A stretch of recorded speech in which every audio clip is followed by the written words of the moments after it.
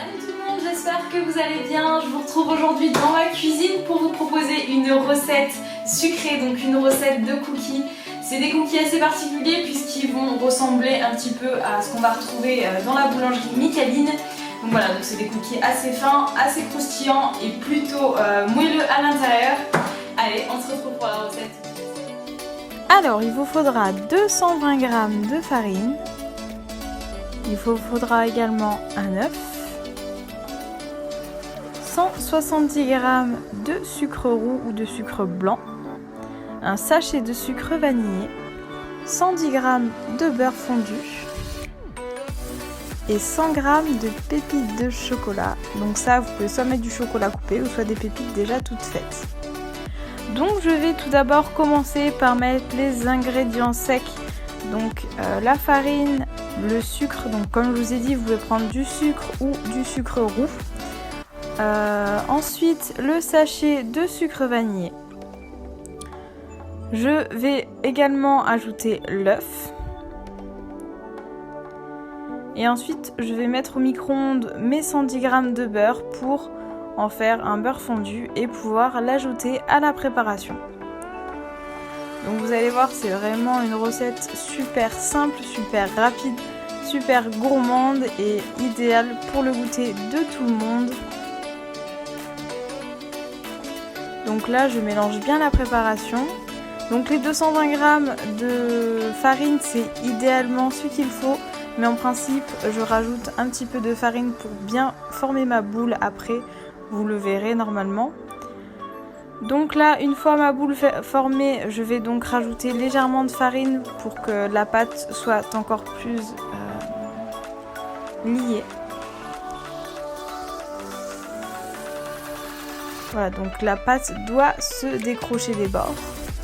Je vais ensuite ajouter les pépites de chocolat. Donc comme je vous ai dit, si vous êtes gourmand, vous pouvez même ajouter du chocolat tel que du chocolat caramel, du chocolat praliné que vous allez couper en morceaux ou des bouts de daim ou des bouts d'M&M's et que vous allez tout simplement mettre dans la préparation. Donc là, c'est des cookies tout simples.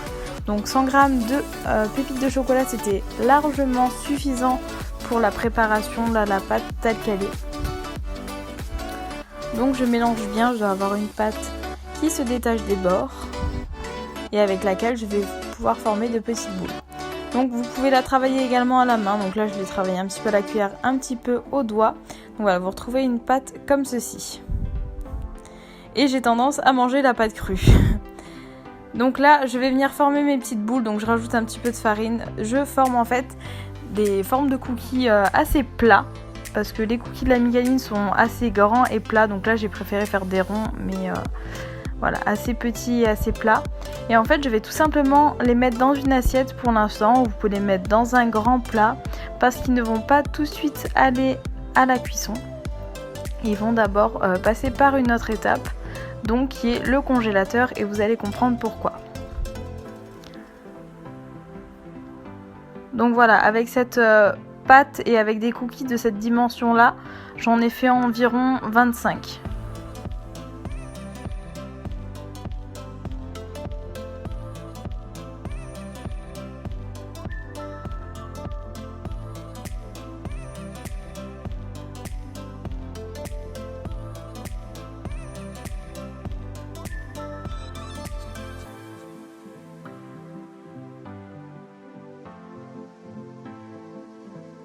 Donc comme je vous ai dit, je vais les mettre au congélateur.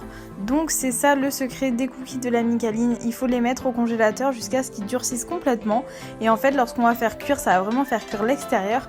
Et il va y avoir un petit manque de cuisson au niveau de l'intérieur. Et c'est super bon. Ce sera cuit mais très très légèrement. Donc là vous voyez, ils sortent du congélateur, ils sont tout durs. Donc ils sont pas du tout mous. Et je vais les mettre sur ma plaque de cuisson pour les enfourner. Donc au niveau de la température, j'ai préchauffé mon four à 180 degrés et ils ont cuit 10 minutes. Donc voilà, il faut surveiller plus ou moins. La deuxième fournée, je les avais mis 12 minutes et ils étaient un petit peu trop cuits sur les bords. Donc voilà, il faut les mettre entre 8 et 10 minutes selon votre four.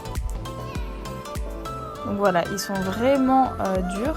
Donc voilà le résultat. Donc si vous voulez les laisser légèrement moins longtemps pour qu'ils soient encore plus moelleux, mais voilà, lorsqu'ils refroidissent, ils vont un petit peu durcir.